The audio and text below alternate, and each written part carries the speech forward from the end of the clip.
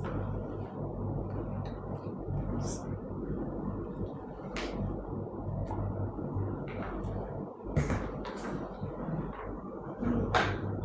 kita boleh lihat ke sini? Nggak boleh? Boleh aja, pegang aja kayak biasa lah. Assalamualaikum warahmatullahi wabarakatuh. Selamat pagi dan salam sejahtera bagi kita semua. Ketemu lagi bersama saya Intan selaku pemandu acara dalam podcast kita hari ini, yaitu Psikotalk. Kita akan membahas tema-tema dan isu-isu terkini tentang seputar KDRT. Alhamdulillah kita bersyukur karena kita hari ini bisa live kembali di akunnya Psikologi Unmuha dalam siaran podcast Psikotalk.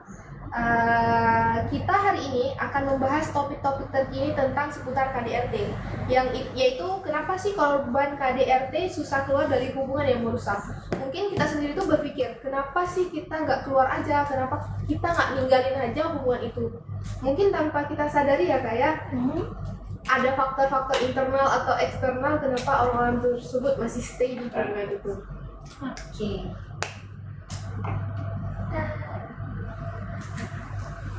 Nah, hari ini kita akan membahas lebih mendalam. Pada hari ini kita bersama dengan narasumber kita, yaitu Ibu Sufriana Kemala Ayu, SPSI MED, selaku dosen psikologi Universitas Muhammadiyah Aceh dan sekaligus konselor Puspaga. Iya. Selamat pagi, Ibu. Selamat pagi. Assalamualaikum warahmatullahi wabarakatuh. Gimana nih kabar hari ini? Kabar hari ini alhamdulillah happy, bahagia. Harus happy, harus bahagia ya. Oke, gimana? Indah? Aman?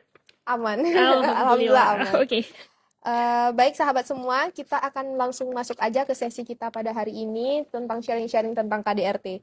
Yang pertama itu sebagai pembuka diskusi kita pada hari ini, saya ingin bertanya nih Bu, menurut Ibu, apa sebenarnya alasan utama korban KDRT ini tidak meninggalkan situasi tersebut? Oke, tidak meninggalkan situasi tersebut. Gini deh, sekarang coba hari ini kita balik, apa sih yang membuat mereka bertahan? Nah, karena kan masalah kenapa sih nggak ninggalin aja gitu ya? Ketika ada suatu konflik yang ada di dalam rumah tangga ya, apalagi itu udah kekerasan, orang selalu berpikir kenapa, udah pergi aja, tinggalin aja gitu. Kenapa kita nggak bertanya apa yang membuat mereka bertahan? Karena dalam pola dalam KDRT itu ya, ada alasan kenapa orang tidak pergi. Gitu, itulah bertahan. Apa yang membuat mereka bertahan? Itu karena ada pola ya dalam KDRT, terus ada siklus yang terjadi dalam KDRT, terus juga ada faktor yang mempengaruhi gitu. Jadi bukan mudah kenapa mereka nggak pergi aja, tapi hari ini kayaknya kita akan lihat juga ya apa yang membuat mereka bertahan. Mungkin akan ketemu jawabannya kenapa mereka tidak pergi gitu. Berarti bisa kita bilang juga ada faktor-faktor yang membuat mereka ya harus bertahan, mau gimana lagi gitu ya Bu ya? Bisa dibilang begitu, tapi kalau sebenarnya kita lihat masalah KDRT ini kan sudah terkait dengan kekerasan ya memang ya, kekerasan rumah tangga. Kalau sekarang sih kayaknya gampang banget ya untuk dapat akses. Kita tahu kekerasan rumah tangga. Kalau dulu kan mungkin kita cuma dengar doang.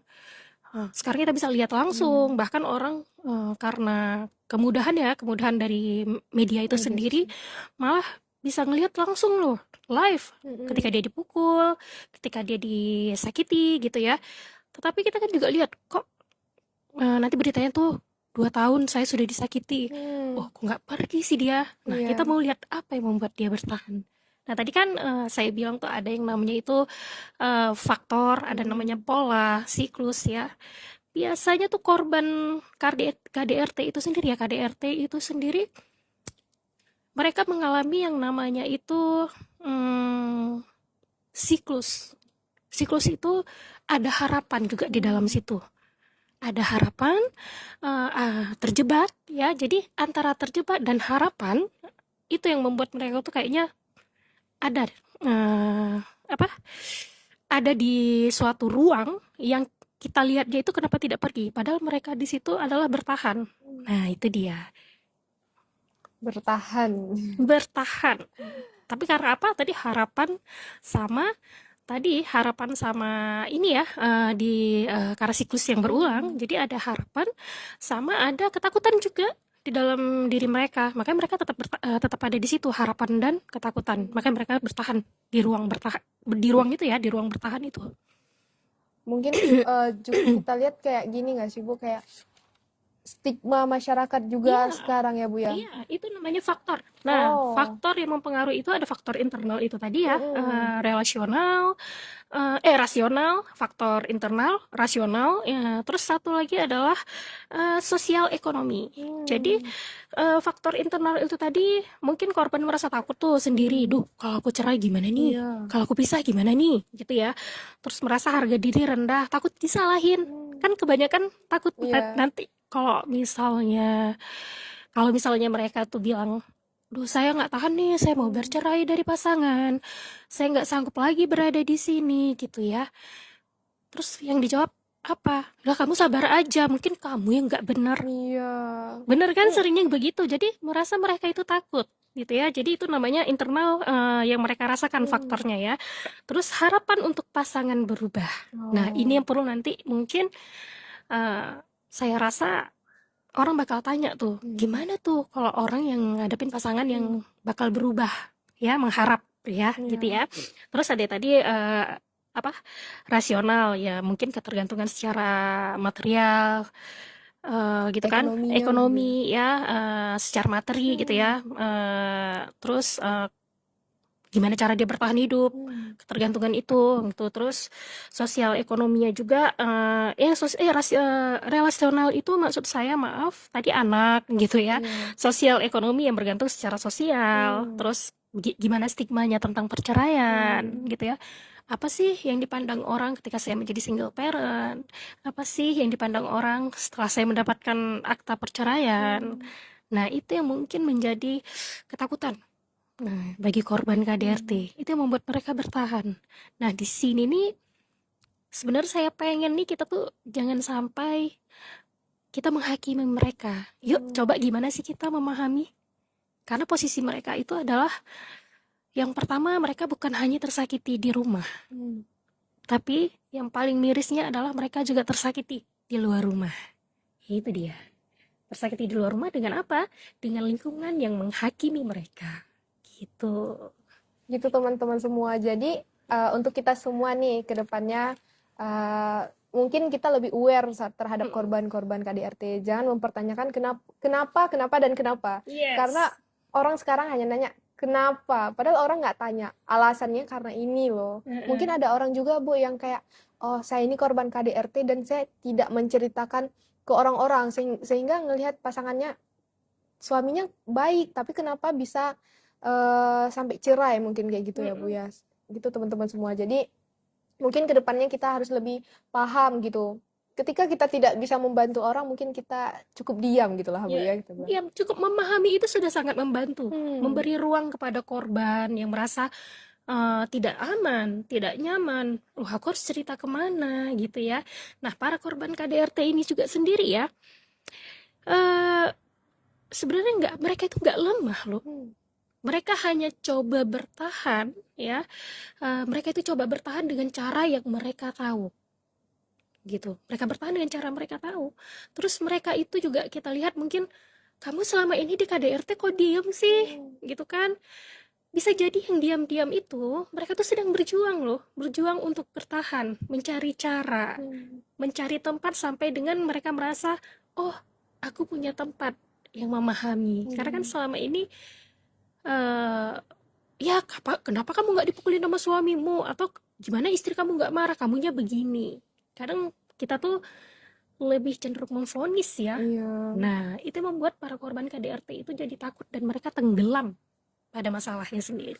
Itu mungkin Bu ini ada pertanyaan, apakah korban KDRT itu ada hukum yang melindungi mereka gitu? Sebenarnya ada. Kok usah kita katakan hukum, kalau korban KDRT sekarang kan bisa datang ke kantor, bisa ke kantor Dinas Pemberdayaan Perempuan dan Perlindungan Anak, UPTD. Bahkan kita punya Puspaga juga gitu yang bisa datang dulu ke sana. Nanti kita akan membantu arahkan ini mau kemana, Anda bisa dibawa kemana, kalau sudah melakukan kekerasan akan dirujuk kemana gitu.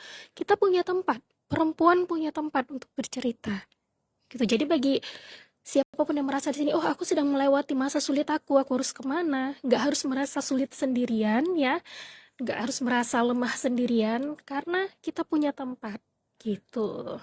Gitu teman-teman. Jadi mungkin di sini ada yang mengalami kekerasan di rumah tangga, mungkin bisa langsung ke Puspaga, Bisa, banyak konselor psikolognya ada gitu ya. termasuk ibu ya Bu ya.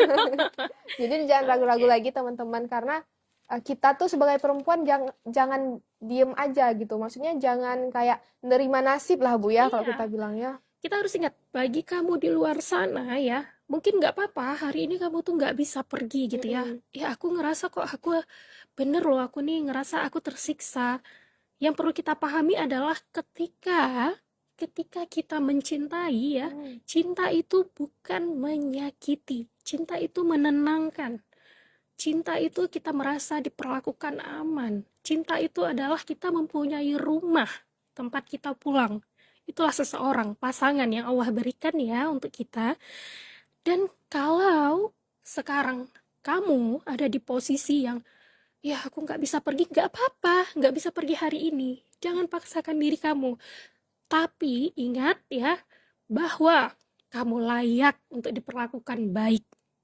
Kamu pantas sekali diperlakukan baik. Nah itu, kalau nggak bisa ngomong gitu ke orang, ke diri sendiri atau orang lain, ngomonglah ke cermin. Bisa ngomong sendiri-sendiri ya, atau kita ngomong ke orang lain karena aku nggak pantas deh ngomong gitu karena aku ngerasain itu. Oke, nggak usah. Aku nggak bisa bilang ke diri sendiri. Kamu berdiri di depan cermin, kamu lihat diri kamu, bagaimana kamu dilahirkan, bagaimana dengan kesempurnaan yang kamu miliki yang diberikan oleh Allah. Katakan, hei kamu, hei diri, kamu pantas diperlakukan dengan baik. Itu sudah langkah paling kecil yang bisa kita lakukan. Ya. Oke. Sedih saya dengarnya. Nah teman-teman, Bu, ini mungkin dari diri saya nih pertanyaan.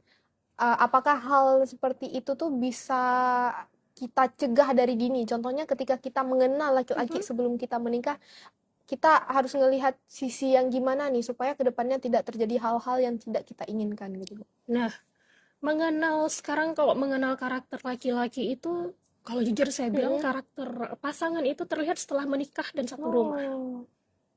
Gitu ya. Kayaknya kalau karakter di internet mudah ya dicari ya. Gimana caranya menyenangkan hati mertua, gimana cara mendapatkan ini, gimana cara mendapatkan hati wanita idaman. Kayaknya gampang gitu ya. Jadi semua bisa ya dimanipulasi dulu di awal. Karena kan beda ya. Terus tekanan yang dirasakan ketika pacaran saja gitu beda. Gini, dulu abang dulu loyal loh. Abang sekarang kalau dimintain uang belanja kenapa marah? Lah dulu dia loyal, dia belum nanggung yang namanya bayar listrik, belum nanggung yang namanya gas dan lain-lain ya. Sekarang dia nanggung semua itu. Dia juga punya beban dan stres sendiri gitu. Nah, jadi kalau ditanya gimana harus mengenalinya, kenali juga pola karakternya dan bagaimana dia dibesarkan, begitu ya.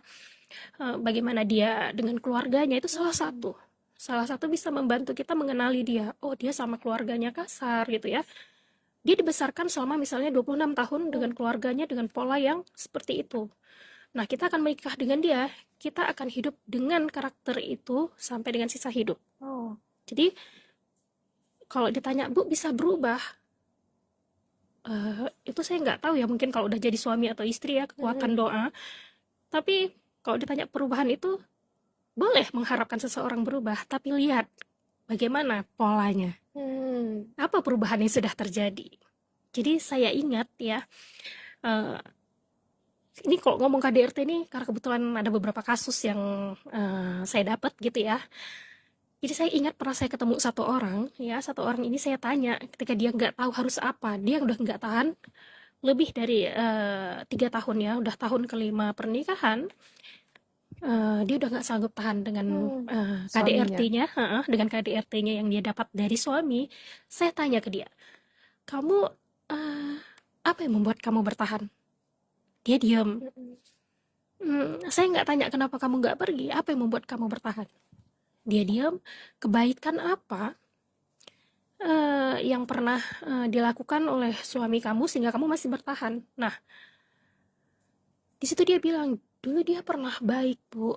Hanya saja dia emosi. Nah, ternyata bukan karena dia takut.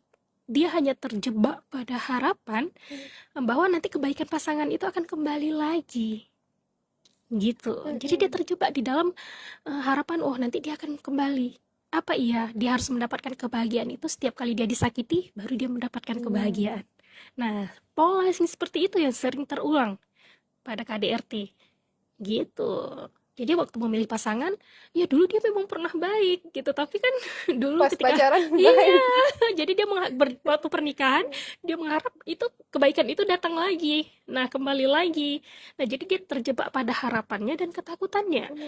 Sehingga dia nggak tahu tuh mau membedakan ini aku meneruskan bertahan karena cinta gitu ya. Jadi kadang orang itu bukan lemah, hanya saja dia nggak tahu cara apa yang dia pilih gitu. Gitu teman-teman semua. Jadi kayak harapan dia yang membuat dia tuh denial, harapan dia yang membuat dia kayak ini arahnya kemana ya gitu ya Bu. Jadi gitu teman-teman, kayak mungkin kita bisa mengenali pola-pola itu seperti yang udah Ibu bahas tuh dari semenjak kita mungkin kalau kata anak sekarang pacaran ya Bu ya. Nah, Itu teman-teman, kita melihat bagaimana sih pasangan kita yang kedepannya akan hidup seumur hidup dengan kita, insya Allah. Kita harus melihat dulu dia benar-benar orang yang udah matang secara finansialnya, secara emosinya. Kita harus benar-benar melihat terlebih dahulu berarti ya Bu ya. iya, karena kan usia itu tidak menjamin seseorang matang secara emosional gitu ya. Iya. Tapi bagaimana dia menyikapi permasalahannya, bagaimana cara dia memutuskan suatu keputusan ya dengan bijaksana. Tapi tidak apa-apa kalau sama-sama mau bertumbuh, Oh, sama-sama mau belajar. Kalau mengejar pasangan sempurna itu memang nggak ada iya. gitu. Tapi bagaimana ya saling melengkapi gitu. Terus gimana cara kita memahami makna dari cinta? Karena biasanya anak-anak muda kan memahami cinta itu memperlakukan sesuatu tuh dengan sweet. Iya. Ah, itu cinta kali ya sama kamu ya, dia sweet banget. Beli bunga Iya, gitu Bu ya. beli bunga. Dia sweet banget ya, selalu antar jemput. Dia sweet banget ya ini. Yang dikatakan cinta adalah mampu bertahan di kala keadaan terburuk dan mau sama-sama bertumbuh di keadaan terpahit. Itu dia. Oke. Gitu teman-teman semua. Jadi sama-sama bertahan dan bertumbuh intinya ya Bu ya. Iya, Berarti tapi- kalau satu orang nih yang bertahan, satu orang yang nggak mau bertahan itu gimana sih Bu tuh? Ini gimana ini konsepnya kalau ke KDRT, Heeh. si satu orangnya ini istri ya, biasa Iya. kenanya istri ya. Iya. Istri nih yang bertahan aja, suaminya nggak mau ini bertumbuh. Kalau udah kasus KDRT itu, tolong bedakan cinta dan harapan, ketakutan dan harapan, itu tolong dibedakan. Balik lagi seperti tadi, kita layak diperlakukan dengan pantas. Apabila sudah merasakan bahwa kita tuh mulai ketakutan, kita tuh mulai ngerasa was-was, kita tuh kayak hidup berjalan di atas kerak telur, kita di Iya. atas telur ya, kayak kalau bergerak aja pecah gitu ya. Ya itu kita udah mengalami suatu tekanan secara emosional, secara psikologis, yang dampaknya itu cukup besar. Jadi apalagi pasangan suami istri nih, kalau udah KDRT kan kekerasan dalam rumah tangga, pasti ada dong yang nanya ke kita, ya Bu, tapi Bu, kalau urusan KDRT itu kan orang nggak boleh ikut campur urusan rumah tangga orang. Iya. Benar, rumah tangga adalah urusan privacy masing-masing. Tapi kalau sudah masuknya tuh ke kekerasan, itu sudah menjadi isu sosial. Jadi jangan takut gitu kalau ada, bukan aib, bukan suatu aib ketika kita mengalami suatu kekerasan rumah tangga, itu bukan aib. Bahwa kita mencarikan perlindungan. Nah, mencarikan diri kita tuh perlindungan, tempat yang aman gitu. Nah, jadi kayak kasusnya tuh kita ngerasa kalau KDRT itu ngerasa korbannya gimana? Pasangan suami istri ya, pasti ya. Iya. Nah, ingat nggak kasus yang viral di Riau? Yang apa tuh Bu? Yang Nah, yang anak menghabisi ayahnya karena dia selalu melihat ibunya menjadi korban KDRT. iya. Jadi korban itu bisa lintas generasi, korban KDRT. Jadi kalau bahas KDRT ini sebenarnya luas sekali. Korbannya itu bukan hanya seorang istri atau seorang suami, tapi lintas generasi, anak. Ada namanya trauma ya di Iya. anak. Sehingga apa? Berujungnya ekstrim, anak yang menghabisi. Orang tua. Yes. Nah, terus juga kalau ngomong masalah kekerasan, ya mungkin kalian juga tahu influencer yang tiba-tiba kita lihat dia membuka tentang kekerasan yang dialami gitu ya. Jadi bahkan seorang public figure saja bisa menutupi kekerasan itu. Jadi image dengan realita tuh nggak sama. Jadi banyak bentuk kekerasan itu ya. Jadi kekerasan juga kalau kita lihat, Bu, kalau misalnya ada suami marah-marah, Bu, cuma gara-gara minta uang pampers, minta uang berobat anak, itu gimana ya, Bu? Itu masuk kekerasan. Kekerasan juga Iya, berarti. kekerasan. Jadi kekerasan itu bukan hanya karena masalah besar, enggak. Bisa karena hal sepele dan bagaimana seseorang menempatkan dirinya, posisi dirinya. Dia merasa bahwa dia mempunyai kalau kita bilang gongnya besar lah sebagai suami gitu, atau gongnya besar lah sebagai istri. Jadi dia bisa melakukan kekerasan. Kekerasannya mungkin nggak fisik, bisa jadi verbal. Itu masuk dalam KDRT gitu. Jadi masalahnya banyak ya kalau KDRT itu. Berarti kalau kita bilang KDRT itu terjadi bukan hanya ketika dia memukul ya, Bu. Dengan perkataan mungkin bisa menjadi KDRT gitu. Yes, dengan perkataan, duh kamu bodoh kamu ya, kamu masa nggak ngerti kamu ya, ini uang gini, marah itu kekerasan. Kenapa? Menyakiti. Karena balik lagi, ingat, cinta itu menenangkan, bukan untuk disakiti dengan pola yang berulang.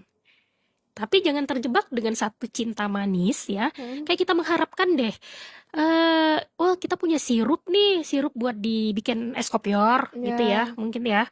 Terus kalau sirupnya habis, gimana? Nggak apa-apa, taruh aja air. Mungkin masih ada sisa dari sirup itu buat dimasukin ke kopior. Tidak, sisanya manis. Kita harus beli, keluar harus beli. Gitu, harus beli. Supaya apa? Bisa buat es kopior lain. Gitu dia. Ini poinnya sangat mendalam ya, Bu, kalau kita bilang. Gitu teman-teman semua. Jadi teman-teman nih jangan pindah-pindah dulu, tetap stay di sini. Kalau ada pertanyaan-pertanyaan menarik langsung aja bertanya, karena kita bersama seorang narasumber kita yang berasal dari Puspaga juga ya, Bu ya. Jadi udah banyak dong nangani kasus gitu kalau kita bilang ya, Bu ya. Insya Allah udah banyak. Tapi rata-rata kasus yang kita tanganin itu, yang pernah kita jumpai ya, itu seperti yang saya tanya, satu orang dia masih muda. Saya tanya apa yang membuat dia bertahan, dia sampai bingung, nggak tahu. Itu karena mengingat satu kebaikan yang dia harapkan, kebaikan itu akan datang lagi. Nah, jadi dia terjebak di pada harapan dan ketakutan. Makanya dia ada di ruang pertahanan itu tadi. Tapi kita dituntut, bukan dituntut ya, kita dituntut nanti oleh lingkungan dan lain-lain yang membuat kita sulit mengambil keputusan. Pertahanan ini harus karena cinta kah? Apa karena ketakutan? Kalau karena cinta kita akan mencari jalan, mungkin gitu ya.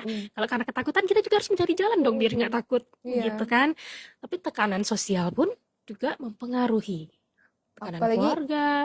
Kita tinggal di lingkungan yang masyarakatnya mungkin lumayan awam, Iya, stigmanya tentang perceraian ya? itu pasti dia begini, makanya dia bercerai.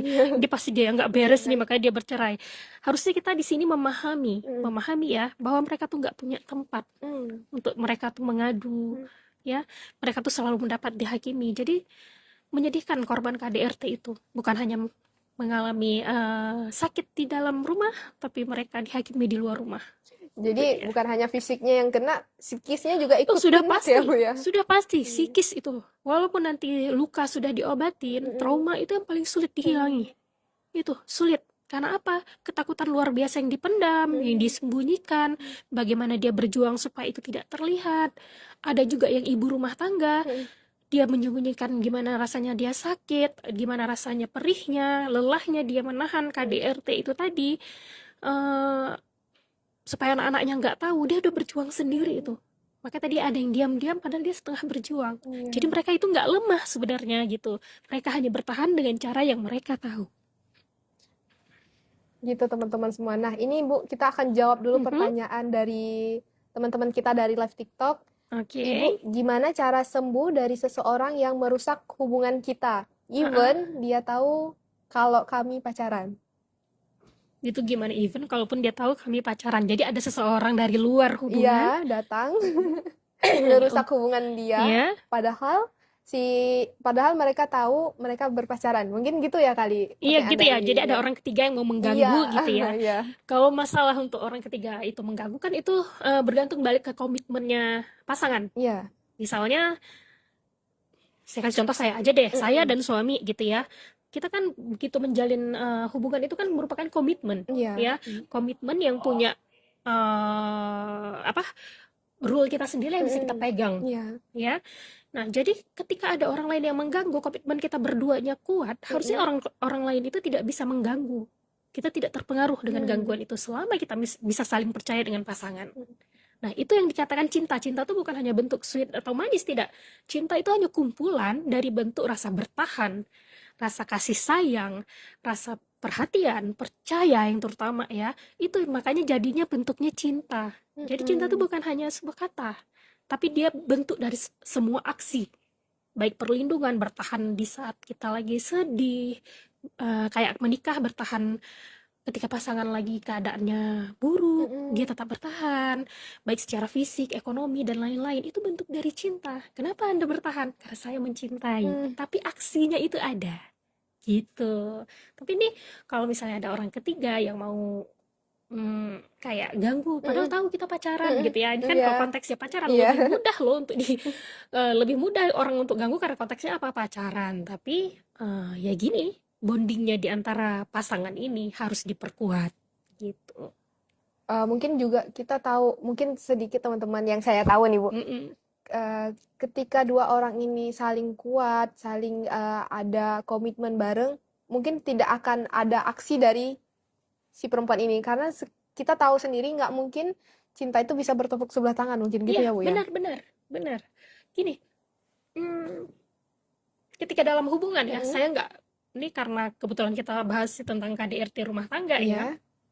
Ketika suatu hubungan itu rumah tangga berarti kan rumah ya, rumah yang dibangun ya.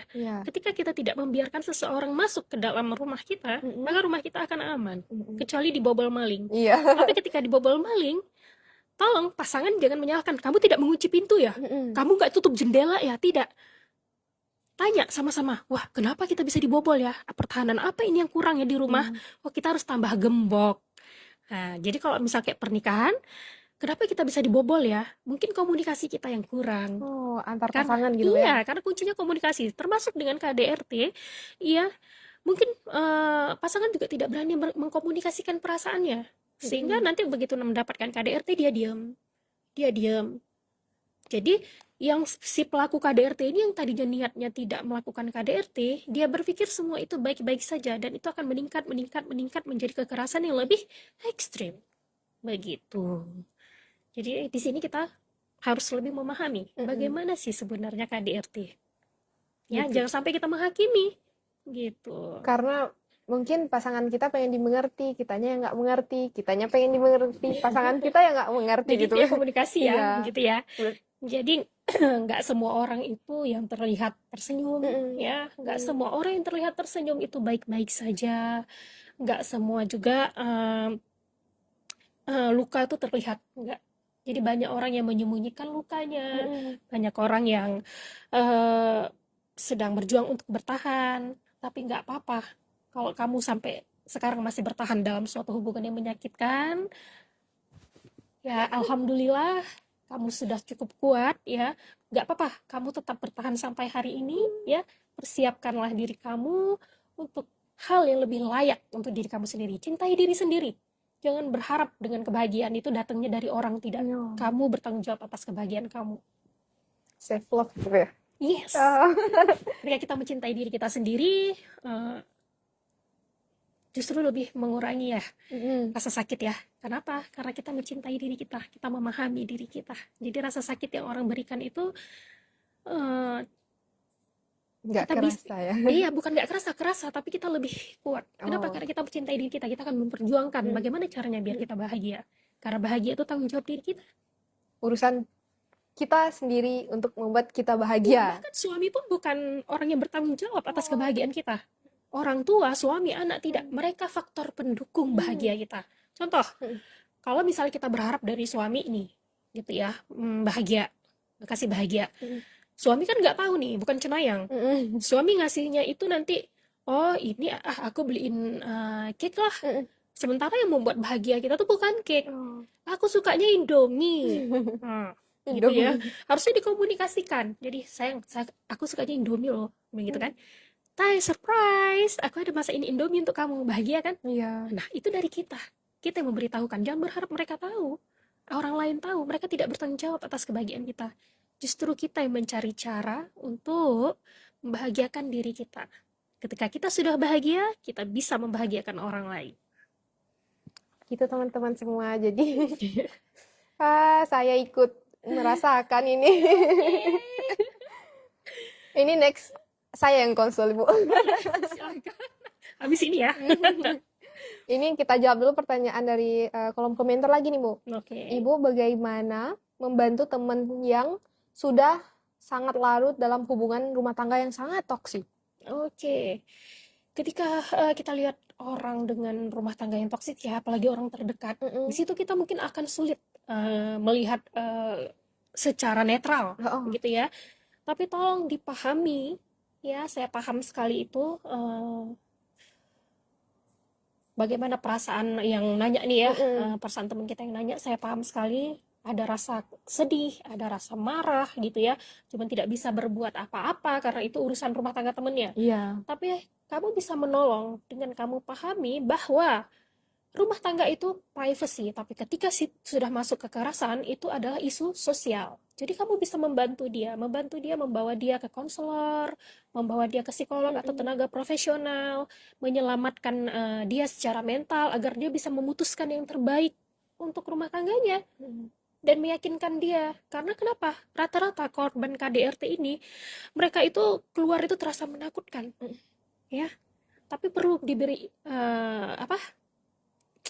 diberi pemahaman kepada temannya ya. Kamu keluar memang menakutkan, tapi kamu bertahan akan membuat kamu perlahan menuju ke kesakitan yang lebih dalam. Jadi perlahan-lahan dia akan lebih dalam merasakan sakit. Kalau dia tidak keluar itu memang menakutkan. Kita akan membayangkan apa sih yang dikatakan orang, apa yang dikatakan keluarga, belum lagi tekanan keluarga tuh yang bilang kasihan anak-anakmu, pikirkan. Tapi anak-anak butuh ibu yang bahagia. Anak-anak gak butuh ibu yang cantik. Anak-anak gak butuh ibu yang sempurna. Anak-anak cuma butuh ibu yang bahagia secara mental. Tuh. Gitu teman-teman, mungkin sedikit menjawab pertanyaan dari teman kita tadi. Nah, ini juga ada lagi pertanyaan yang dari orang yang sama menanyakin, Ibu, apakah obat bisa dalam bentuk manusia? Mungkin yang dia maksud tuh, karena tadi dia konteksnya tanyanya tentang berpacaran, apakah mungkin ketika dia sakit itu pacarnya bisa menjadi obat bagi dia mungkin? Gitu. Nah, orang bisa menjadi obat gitu ya. Tapi kalau ditanya, ini karena yang tanya berpacaran pasti masih muda ya. Saya mama-mama. Saya mama-mama jawab, oh kalau 18 tahun ya. 18 tahun ya. Ya, ini saya jadi mama-mama ya. Kalau saya mama sih jawabannya, orang memang bisa menjadi obat ya. Mengobati. Membantu untuk mengobati. Balik lagi saya ingatkan, tapi jangan berharap bahwa mereka bisa membahagiakan. Karena itu tanggung jawab kita sendiri. Manusia bisa menjadi obat. Cuma obat yang paling benar adalah Allah. Itu dia. Apapun yang terjadi, minta petunjuknya. Kadang-kadang orang stuck gitu ya. Nggak tahu mengambil keputusan apapun gitu. Ya, nggak tahu mau berbuat apa gitu. Nggak ada yang mustahil buat Allah. Selama ini kita terlalu percaya dengan cara kita sendiri. Sampai kita lupa libatin Allah. Jadi kita seperti orang bisa menjadi obat, bisa. Obat saya suami. Obat para istri itu suami. Obat para suami ya istri. Gitu ya. Tapi jangan lupa, jangan berharap semua kepada mereka, karena mereka juga hanya manusia. Gitu. Gitu teman-teman semua. Jadi poin dan intinya itu batasi harapan kita untuk Iya. hal-hal ini ya Bu ya. Ali bin Abi Thalib aja bilang yang paling menyakitkan adalah ketika kita berharap pada manusia. Gitu. Apalagi manusianya manusia akhir zaman ya Bu ya. Apalagi manusianya manusia akhir zaman teman-teman Oke. semua gitu. Apalagi gimana ya kalau kita bilang tuh pasti ada hal-hal yang membuat kita tuh sakit, ada hal-hal yang membuat kita pun bahagia Pasti. gitu teman-teman. Pasti ada hal yang membuat kita sakit, pasti ada hal yang membuat kita bahagia. Memang itu beriringan. Itu beriringan. Jadi kalau misalnya ada yang bilang kayak klien saya pernah nanya kan, Bu, saya mengalami begini, dia cerita masalah KDRT tuh. Jangan Ibu bilang saya sabar lagi. Nah, dia duluan yang bilang jangan bilang saya sabar lagi ya Bu. Saya capek dengar kata-kata Saya sudah sabar. cukup sabar gitu Iya. ya. Terus saya tanya, sabar itu sebenarnya apa? Disuruh bertahan, katanya begitu. Nah, saya bilang sabar itu bukan hanya kita tahan menerima, tidak. Sabar itu bagaimana kita mampu melewati beriringan menjalani suatu cobaan yang Allah berikan kepada kita, ya. Bagaimana kita jalan beriringan, itu yang dikatakan sabar. Sembari mencari jalan keluar, bukan terima aja, ya udah memang begini, Udah nasib. Iya. tapi tidak memperbaiki. Terus satu hal juga saya pernah ketemu lagi sama klien ketika saya tanya apa yang membuat ibu bertahan, karena anak-anak gitu. Dah, oke, karena anak-anak. Nah, terus apa yang membuat ibu lagi bertahan? Klien lain lagi menjawab, nggak apa-apalah, saya dapat surga. Benar. Ketika KDRT dilakukan, istri bersabar dapat surga. Tapi ketika anak-anak melihat, anak-anak kita mencari surga Allah, sementara anak-anak hidup di dalam neraka. Itu perlu jadi pertimbangan. Nah, itu. Jadi, ketika mengalami KDRT, ayo, laporkan. Itu bukan aib. Jangan takut, memang takut. Jangan takut, tapi memang menakutkan keluar dari situ. Kenapa? Karena kita dibuat takut memang. Karena selama ini terjebak secara emosional. Antara ketakutan, harapan, ya. Kita terjebak di situ. Jadi kita linglung. Jadi ayo, banyak orang di luar sana, banyak sama-sama perempuan di sana yang mampu mendengarkan. Gitu. Ya. Jadi kamu menghela nafas dari tadi. Apa kamu ingin menyampaikan sesuatu? Ini kayak curhat semua nih ya. Oh, curhat semua nanti ya. Gak apa-apa curhat, ayo. Semua. Jadi kayak ketika mungkin gini ya Bu ya, perempuan ini sangat takut keluar mencari hal baru karena dia ngerasa nggak akan ada yang lebih dari dia mungkin gitu Bu. Kayak ya udahlah, ada nih harapannya. Orang tuh terlalu berharap-harap mungkin Bu ya, sehingga orang takut untuk keluar cari hal yang baru di luar sana mungkin ya Bu. Iya. Mereka takut berharap-harap. Sekarang bertahan di rumah tangga atau hubungan yang tidak sehat, itu mereka berharap apa? Coba. Berharap dia akan baik seperti pertama kali. Berharap baik pertama kali. Nah, harapan itu datang belum? Belum sih. Belum kan? Oke. Kenapa dia tidak balik itu merubah? Iya. Dia berharap di luar sana ada orang yang memahami dia, dapat menolong dia dan keluar dari ini semua. Karena kita pantas diperlakukan dengan layak. Kita pantas. Jadi perjuangkan kebahagiaan itu untuk diri sendiri dulu.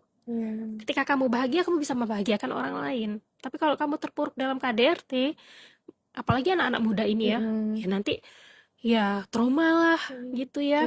Yang ketakutan lah akan hubungan. Jadi pandangan atau nilai tentang laki-laki itu berbeda lah, tentang perempuan pun berbeda lah ya.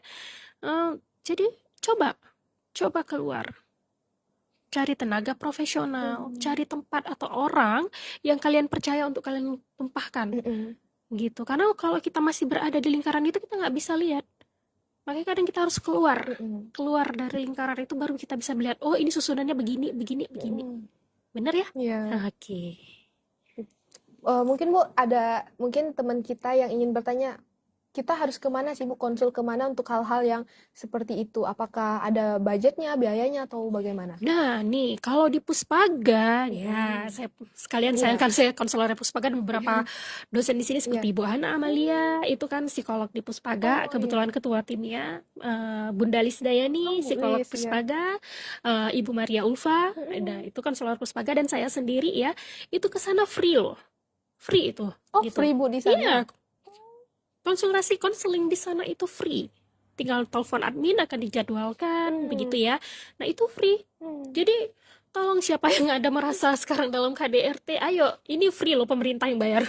Gitu.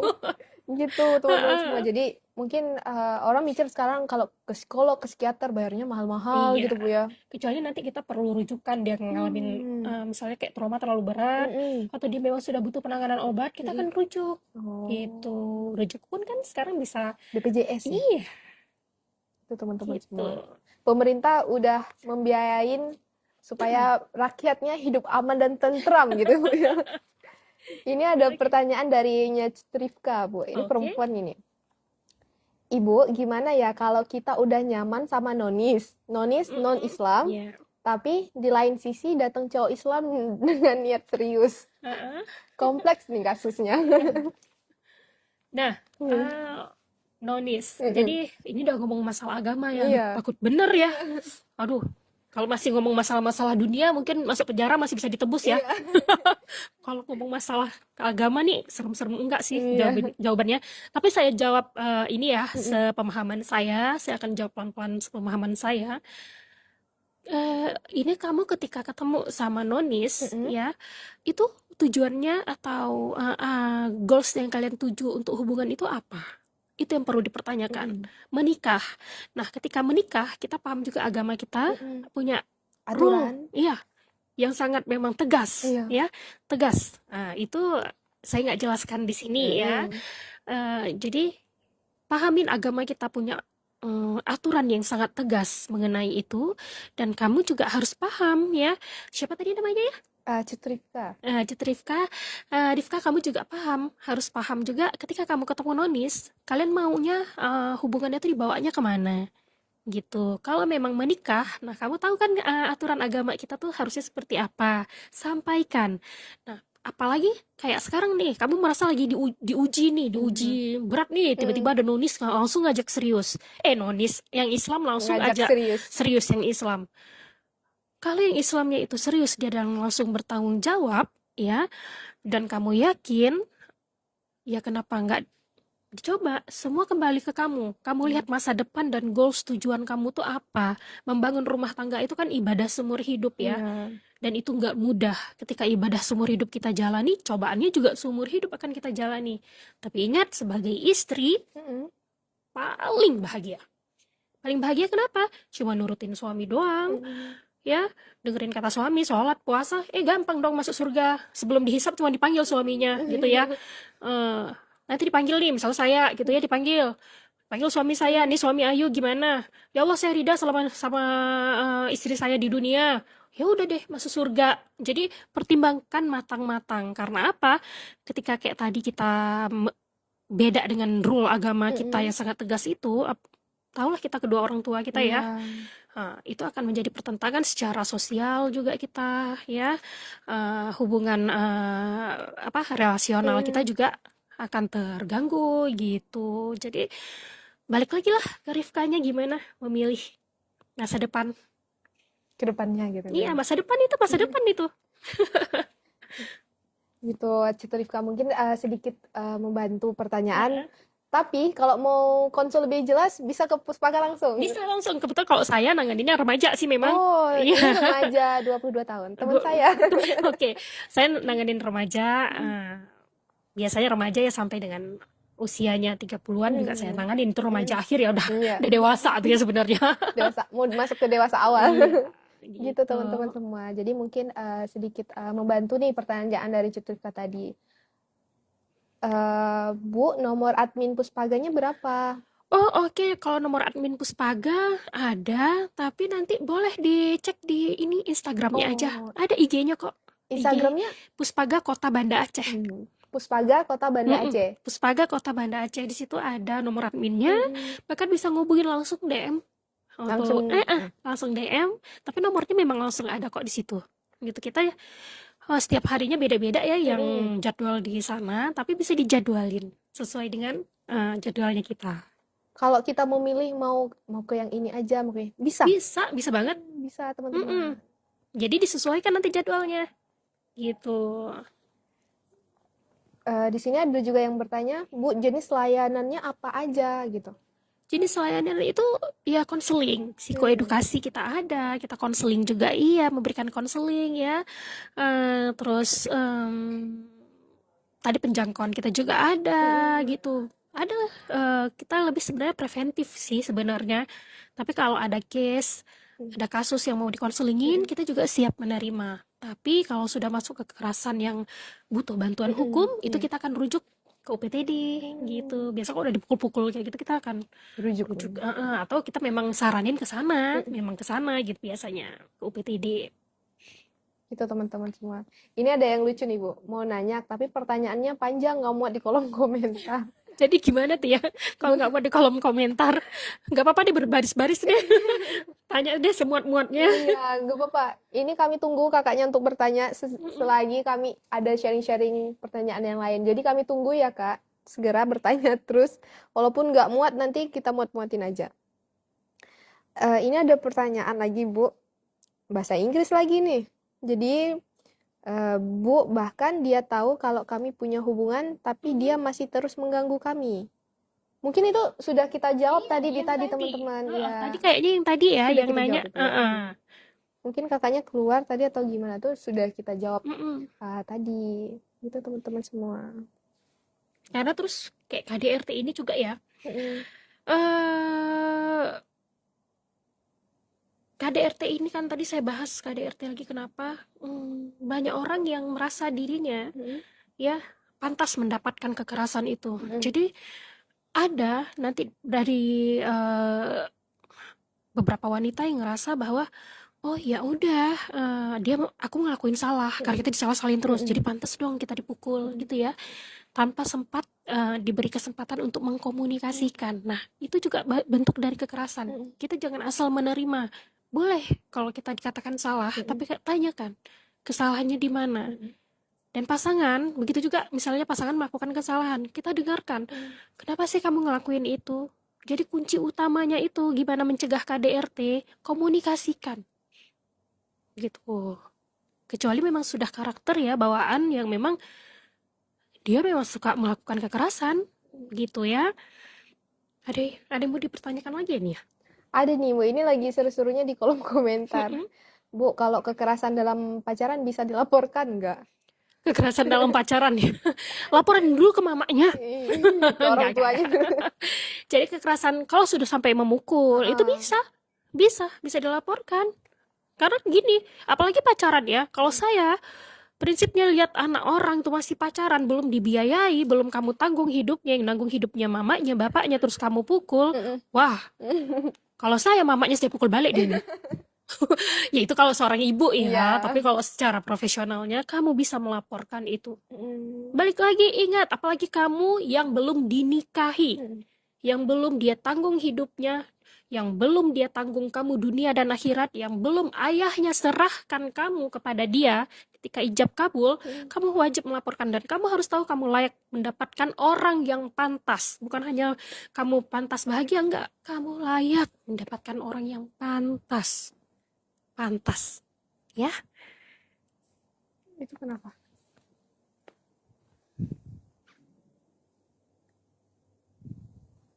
Oke. Kita tadi ada kalimat ini. Iya. Makanya kena ini. Gitu teman-teman semua. Jadi jangan takut karena kita pantas. Kita perempuan pantas gitu. Pantas, kita pantas untuk diperlakukan dengan baik dan kita harus mencintai diri kita dulu sebelum kita mencintai orang lain. Ayo belajar mencintai diri sendiri, ya. Jadi kita paham, oh karena kita mencintai diri sendiri kita paham apa yang harus kita lakukan untuk diri kita sendiri dan kita paham bagaimana kita harus mencintai orang lain. Ini kita bentuk cinta saja kita tidak tahu bagaimana kita mau mencintai orang lain, benar ya? Iya. Gitu. Mungkin semoga sedikit membantu pertanyaan dari teman-teman semua. Ini ada lagi Bu yang bertanya dari Kak Vini. Bu, kalau hati rasa hampa itu kenapa? Kayak apa-apa nggak bisa dirasa, nggak ada rasa tenang, pokoknya hambar. Kak Vini ini dalam statusnya masih single kah atau sudah menikah kah? Nah, kalau masih single ya, hampa itu ada nggak luka yang belum terobati? Kalau masih single gitu ya. ada nggak pernah trauma karena perasaan atau perlakuan ya, apa yang pernah terjadi tapi tidak tuntas untuk pulih? Ada nggak? Kalau ada bisa jadi karena itu. Karena apa? Karena memorinya kita menyimpan semua rasa itu. Memorinya kita, oh begitu ada yang rasa suka sama kita karena dulu pernah kita suka juga sama dia, habis itu dimainin. Kan itu tersimpan tuh memori lukanya. Iya. Kita tidak pulih dari itu. Nah, maka jadinya lama-lama otak kita tuh menciptakan bentuk pertahanan supaya tidak tersakiti, jangan rasakan. Jadinya mati rasa. Tapi kalau sudah punya pasangan, ketika mati rasa itu bentuk perlindungan yang dulunya kita gunakan bentuk perlindungan bahwa udah nggak usah peduli lah dia kayak gitu, yang penting nggak ribut aja. Nah, kita selalu menanamkan itu, jadi mode bertahan itu membuat kita mati rasa. Makanya tadi balik lagi, komunikasi sangat penting gitu. Makanya dari situ kita kayak jalanin hidup karena hidup aja gitu ya Bu ya. Iya, makanya kita harus punya tujuan, goalsnya kita tuh apa. Gak usah jauh-jauh deh untuk misalnya untuk kalian yang masih sendiri gitu ya, masih single, goals untuk diri sendiri itu apa gitu. Aku maunya kemana, aku mau seperti apa. Makanya ingat lagi, saya ulang lagi mungkin kesekian kali, berkali-kali saya ingin ingatkan bahwa bahagia adalah tanggung jawab kita sendiri. Itu. Dan wanita ya jangan mengharap datang raja, datang pangeran untuk membahagiakan, tidak. Jadilah ratu untuk diri kamu sendiri. Jadilah putri untuk diri kamu sendiri. Ya, karena ketika orang tua kamu melahirkan kamu adalah putri. Putri buat mereka. Ya. Gitu tuh. Ini kenapa saya yang ini ya? Kenapa, yo? Kenapa saya? Ini maaf ya, agak bindeng ya. Kak Vini bilang gini, Bu. Menikah tapi bukan pasangan, pernah kehilangan ibu, abang kandung, dan broken home katanya. Oke, sudah menikah berarti ya. Sudah menikah tapi bukan karena pasangan dia merasa hampa, tapi karena faktor keluarganya, ibunya yang udah meninggal, abangnya, dan dia juga anak broken home gitu. Oke, berarti ada luka trauma, itu dia tadi, luka trauma. Luka trauma itu yang membuat dia itu belum pulih ya, sehingga dia kayak mati rasa, broken home ya. Ini saya minta maaf Kak Vini ya. Jadi dia sendiri masih bingung, tangki cinta dia kosong, makanya dia bingung. Hampa yang dia rasa itu adalah karena kosongnya tangki cinta dia. Nah, jadi dia bingung karena dia anak broken home mungkin ya, karena Kak Vini broken home. Jadi Kak Vini juga bingung, aku tuh pantas nggak ya dicintai? Dia masih bertanya tentang dirinya. Ketika anak menjadi korban broken home ya, dia akan bertanya, aku ini dilahirkan untuk apa? Aku pantas tidak ya dicintai gitu ya. Nah, Kak Vini, yang perlu Kak Vini lakukan adalah, apalagi sekarang sudah menikah, cintai diri kakak sendiri. Kalau kakak punya anak, kakak sekarang adalah dunia anak kakak. Gitu loh Kak Vini. Anda dunianya dan Anda sangat berharga bagi anak-anak Anda. Anda dipilih oleh pasangan Anda. Kalau pasangan Anda alhamdulillah baik, misalnya gitu ya, ingat bahwa Anda diberikan satu sayap. Pasangan adalah sayap kita, gitu ya. Jadi kalau ada rasa hampa itu, mulailah bahagiakan diri sendiri, karena Kak Vini itu pantas untuk mendapatkan kebahagiaan Kak Vini ya. Tapi ini alhamdulillah ya, sama pasangan aman ya Kak Vini ya, karena dijawab bukan pasangan ya. Berarti ayo bahagialah bersama pasangan yang mungkin tidak didapatkan di orang tua dulu. Mungkin gitu. Mulai sama pasangan, apa hal-hal yang mungkin tidak dapat dulu Bu Iya, ya. bisa dilewatkan. Malah lebih seru loh, pasangan itu kan teman hidup. Nah, teman hidup ya, yang memang kadang kita pikir habiskan waktu sama anak, semua benar, harus. Tapi ingat, nanti suatu saat kita akan hanya tinggal berdua dengan pasangan. Ketika anak-anak udah menikah nanti Bu. Mereka punya kehidupan sendiri gitu. Jadi Kak Vini, ayo cintai diri Kak Vini. Kak Vini lihat apa yang sudah Kak Vini capai sampai sekarang, bahwa Kak Vini sudah sampai dengan hari ini, walaupun punya trauma dan luka masa lalu, tapi Kak Vini masih ada dan masih bisa chat seperti ini.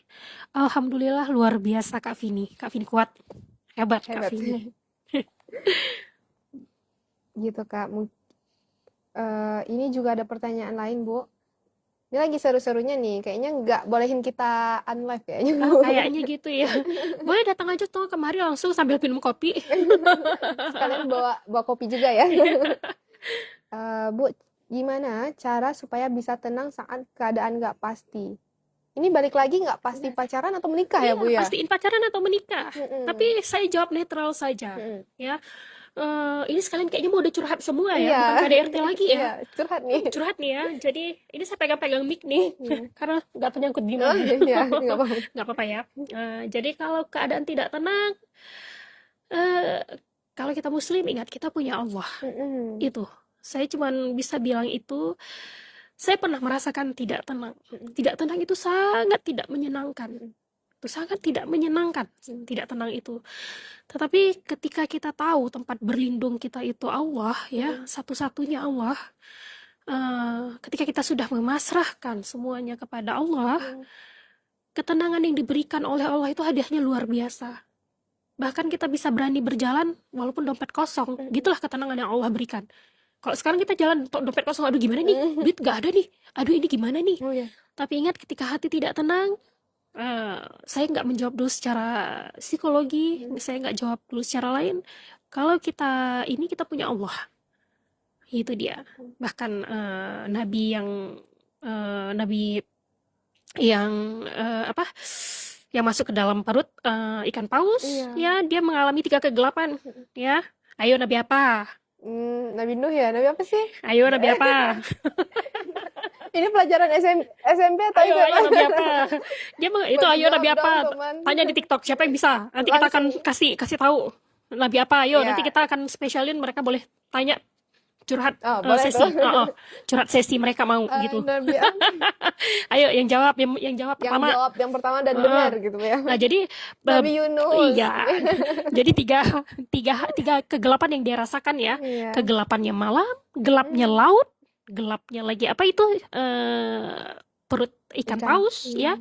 Dia berdoa kepada Allah, la ilaha illa anta subhanaka inni kuntu minadz dzalimin. Ya, sesungguhnya kita mengakui pada Allah, sesungguhnya kita orang yang zalim. Ya, kita minta hanya Allah tempat kita berlindung ya. Maka Allah memberikan ketentraman pada kita. Dan segala kemudahan hidup juga Allah berikan. Itu yang harus kita punya, keyakinan. Nah, apapun keyakinan di dunia ini yang akan kita kejar, libatkanlah Allah. Kasus KDRT sama. Kita minta tenaga profesional. Kalau Allah tidak mudahkan, susah kita menemukannya. Benar ya? Iya. Nah, yakinlah semua bahwa Allah mempunyai jalan yang terbaik untuk kita. Itu. Gitu teman-teman semua. Nah, ditagih nggak utangnya? Boleh nanya nih.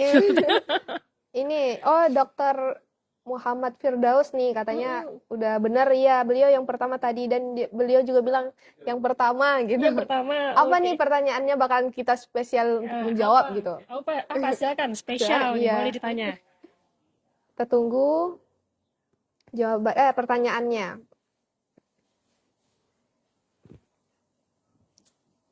Jadi pingin jadi mahasiswa psikologi nih. Wah, ini tuh yang sangat menarik teman-teman semua. Apalagi yang bilangnya siapa tuh yang bilangnya? Kirain dokter ini.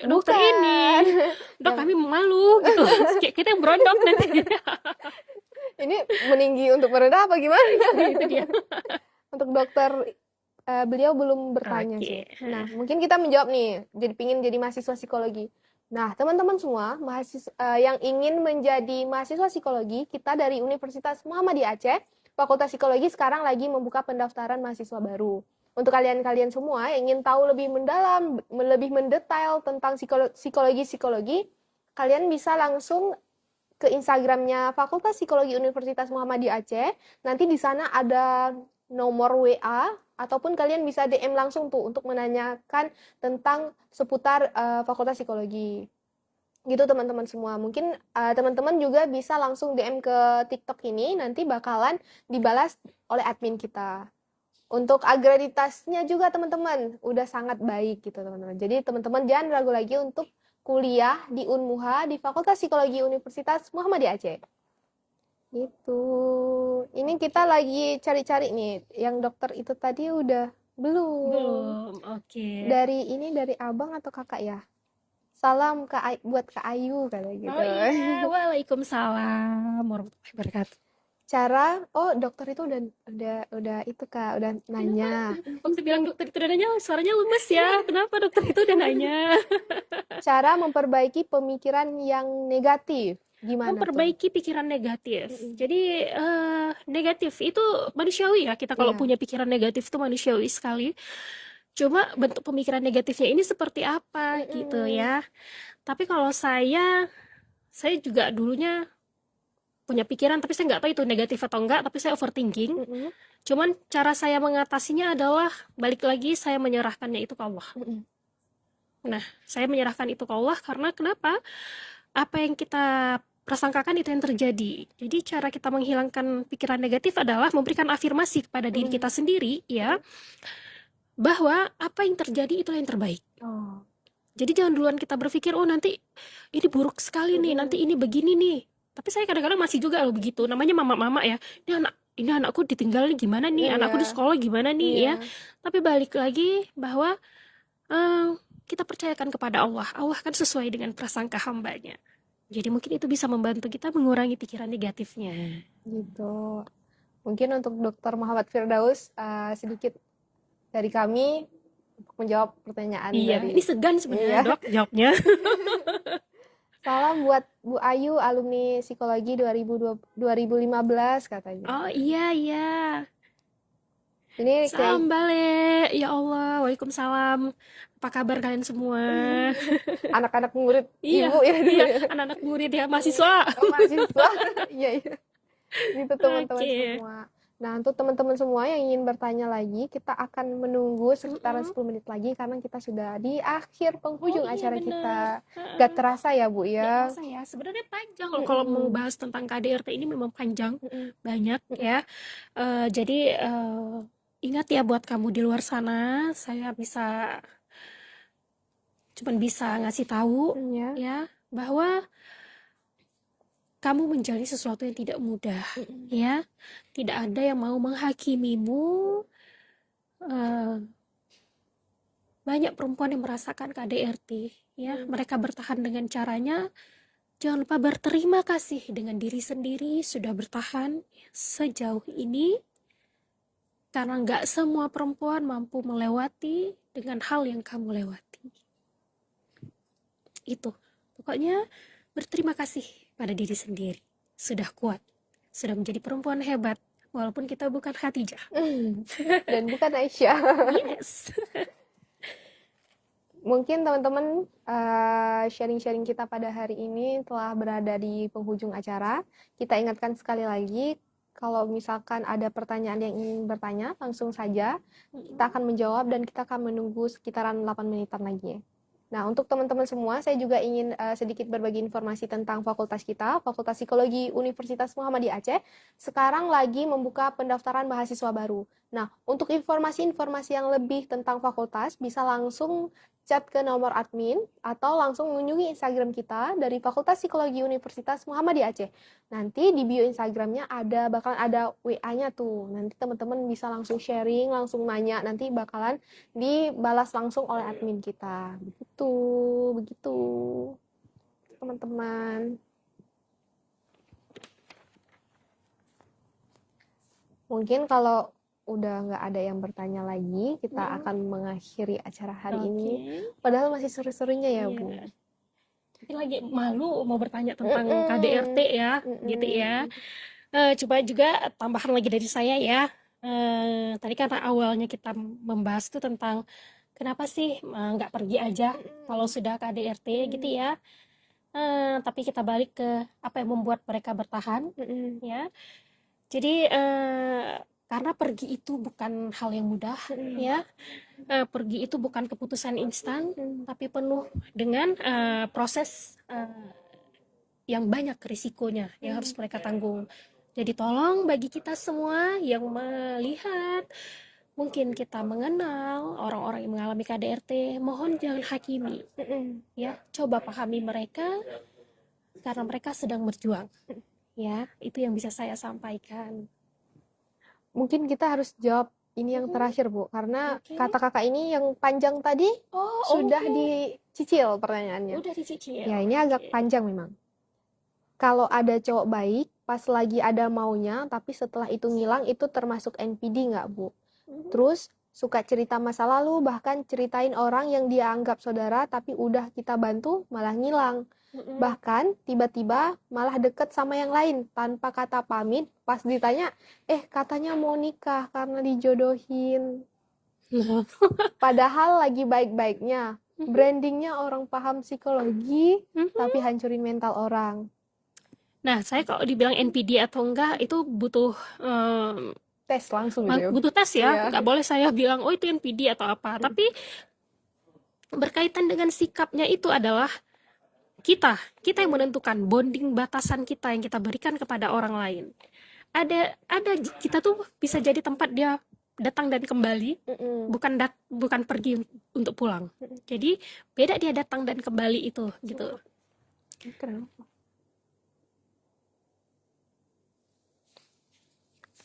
Oke, beda dia datang dan pergi ya. Nah, datang dan pergi itu contohnya kasus yang disampaikan tadi ya. Dia datang ketika dia curhat, dia cerita, dia ini.